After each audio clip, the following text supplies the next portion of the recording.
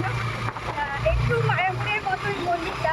তো চলো যেতে যেতেই সবটা বুঝতে পারবে, আর বাকিটা দেখতে থাকো।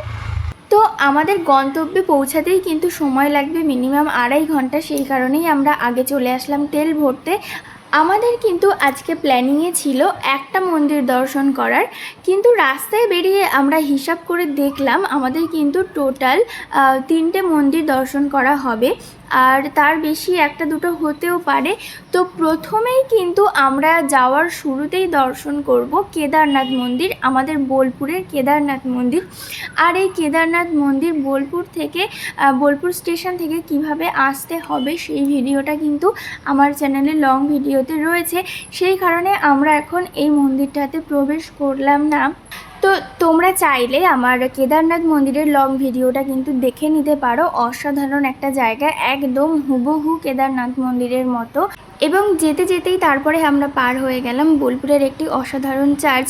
আর যেতে যেতে কিন্তু আরও অসাধারণ পরিবেশের সৌন্দর্য চোখে পড়বে। আর আমরা বড় বড় কোন দুটো মন্দিরে যাচ্ছি দেখতে হলে কিন্তু নেক্সট ব্লগটা দেখতেই হবে।